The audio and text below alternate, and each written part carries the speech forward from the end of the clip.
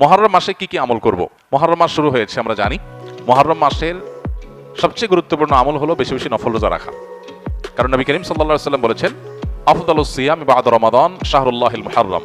আল্লাহর কাছে রমজানের পরে সবচেয়ে শ্রেষ্ঠ রোজা হলো কোন মাসের রোজা?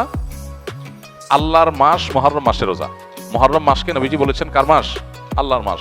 সব মাসই আল্লাহর, কিন্তু এটাকে আল্লাহর মাস বলে নবীজি সাল্লাল্লাহু আলাইহি ওয়াসাল্লাম ইঙ্গিত করেছেন এই মাসটা বিশেষ কারণে মর্যাদাপূর্ণ। তাহলে আমরা আজকে যে মাসটাতে প্রবেশ করলাম, এই মাসটা একটা মর্যাদাপূর্ণ মাস।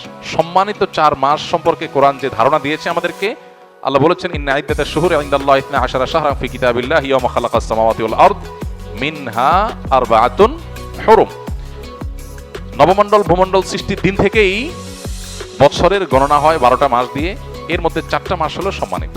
এই যে 4টা মাসকে আল্লাহ সম্মানিত বলেছেন, এই 4টা সম্মানিত মাসের মধ্যে একটা হলো মুহররম। বরং 4টা সম্মানিত মাসের মধ্যে সবচেয়ে বেশি সম্মানিত যেটা, সবচেয়ে শ্রেষ্ঠ মাস যেটা, সেটা হলো কোন মাস?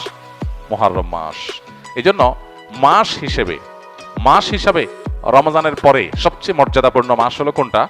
মুহররম মাস, যেটা আমরা ইতিমধ্যে শুরু করেছি বা যে মাসে আমরা প্রবেশ করেছি।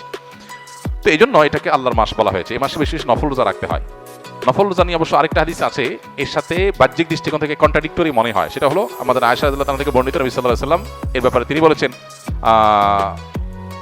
মা রাআইতু রাসূলুল্লাহি সাল্লাল্লাহু আলাইহি ওয়াসাল্লাম ইসতাকমালা সিয়ামা শাহরিন কাত্তু ইল্লা ফি রমাদান ওয়া মা রাআইতুহু আকসারা সিয়ামা মিনহু ফি শাবান।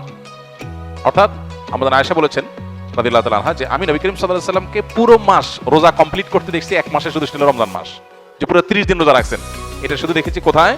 রমজান মাস।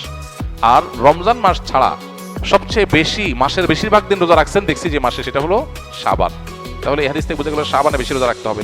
আবার আমরা একটু আগে হাদিস শুনলাম, রমজানের পরে সবচেয়ে শ্রেষ্ঠ রোজা রাখার মাস হলো মুহররম মাস। নফল রোজার শ্রেষ্ঠ মাস মুহররম মাস, হাদিস থেকে বোঝা যায়। তাহলে রাসূল সাল্লাল্লাহু আলাইহি ওয়াসাল্লাম আমল একরকম, হাদিস আরেক রকম। এর সমন্বয়টা কোন জায়গা, কিভাবে? উত্তর হলো যে মূলত মুহররম মাস এটা নফল রোজার জন্য সবচেয়ে সেরা মাস। এরপরে শাবানের মর্যাদা। নবী সাল্লাল্লাহু আলাইহি ওয়াসাল্লাম হাদিসটা বলেছেন, কিন্তু এটা আমল করার সুযোগ তিনি পান নাই। আল্লাহ তাকে দুনিয়া থেকে নিয়ে গেছেন। শাবান মাসে একটা আমলের সুযোগ তিনি পেয়েছেন। তাহলে নফল রোজার জন্য সবচেয়ে আদর্শ মাস এটা, সেই হিসাবে বেশি বেশি এই মাসে নফল রোজা রাখা দরকার। আল্লাহ যাদের তৌফিক দিয়েছে মুহররম মাস উপলক্ষে আমরা 2-4টা হলো রোজা রাখা দরকার। এখানে আমরা যারা আছি বেশিরভাগ মানুষই হয়তো এমন, মুহররম মাসে আশুরা রোজা রাখা ছাড়া আর অতিরিক্ত রোজা হয়তো যারা সোম বৃহস্পতিবার রাখছেন, আইয়াম বীজ রাখেন, এটা হয়তো রাখছেন, মুহররম মাস হিসাবে রোজা রাখার সুযোগ বেশিরভাগ মানুষের হয় নাই। তো এই হাদিসের উপর আমল করার জন্য হলেও আমরা মুহররম মাস উপলক্ষে 1-2টা রোজা রাখবো ইনশাআল্লাহ। এক। দ্বিতীয়ত, মুহররম মাসটা সম্মানিত 4 মাসের একটা। সম্মানিত 4 মাসের বিধিনিষেধগুলো এখানে চলে আসবে। সম্মানিত 4 মাসে যুদ্ধ বিগ্রহ করা নিষেধের সম্পর্কে আয়াত আছে, যদি অনেক আলেমদের মতে এটা মানসুখ হয়েছে। আবার সম্মানিত মাস হিসাবে আল্লাহ তাআলা বলেছেন, ফালা তাজলিমু ফিহিন্না আনফুসাকুম, এই মাসগুলোতে তোমরা নিজেদের প্রতি অবিচার করো না। পাপাচার থেকে বাঁচার জন্য এটা বিশেষভাবে যত্নশীল হতে হবে।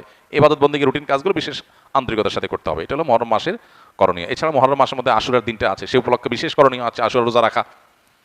আশুরা রোজা রাখা এবং আল্লাহ তাআলার শুকর আদায় করা মুসা আলাইহিস সালামের বিজয়ের কারণে 2টা রোজা রাখা সুন্নাত আশুরাকে কেন্দ্র করে। এ হলো মুহররম মাসের করণীয়। এর বাইরে মুহররম মাসকে কেন্দ্র করে অনেক করণীয় আমাদের সমাজে আছে, যেগুলো একটাও কোরআন বা হাদিস দ্বারা প্রমাণিত নয়। आपके सामने एक बड़ा सा रेड बटन है।